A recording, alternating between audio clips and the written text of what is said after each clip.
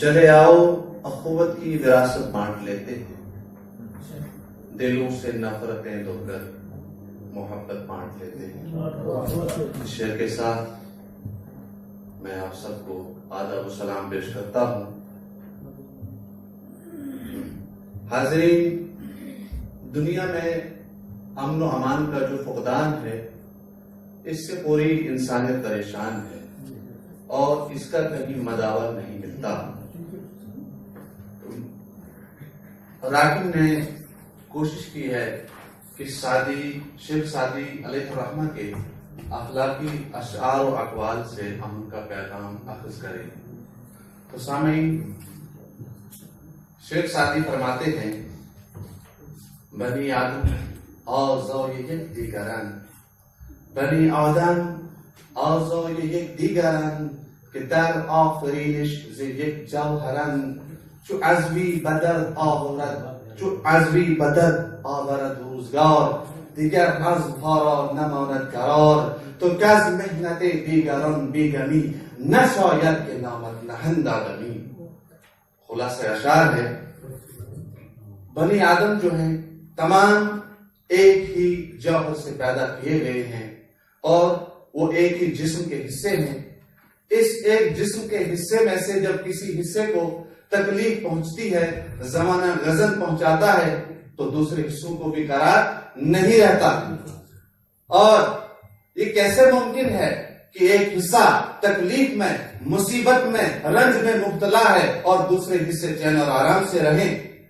تو اگر کوئی کسی کی مصیبت دیکھ کر کڑپ نہیں اٹھتا تو وہ انسان کہلانے کے لائق نہیں ہے۔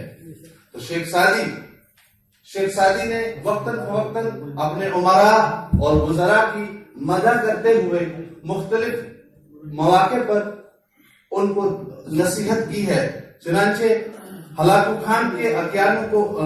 خان کے فارس کے وزیر اکیانو کو نصیحت کرتے ہیں،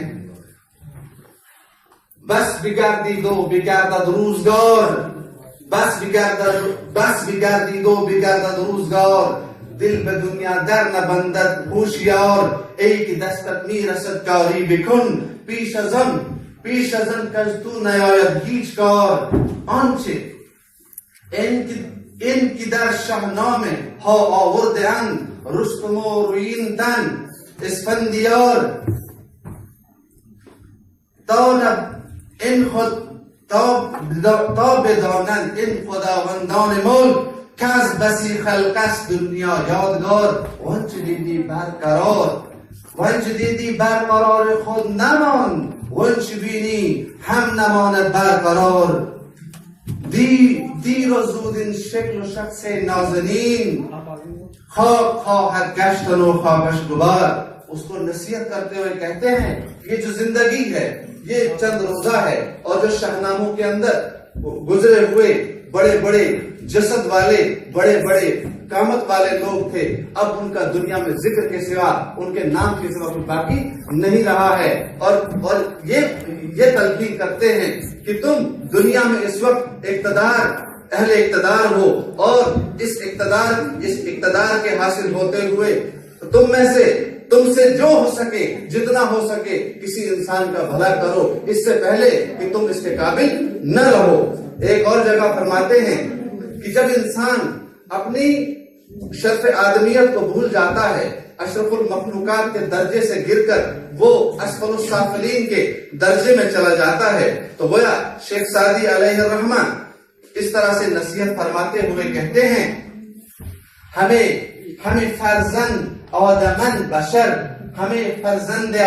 بشر، میل بازی بخیر و باز بشر، این که مور از او نیارد، این یکی مور از او نیازارد، ون دیگر سگ بر او شرط دارد۔ یہ جو انسان ہیں یہ ایک دوسرے کے بھائی ہیں، یہ ایک دوسرے کے حصے ہیں۔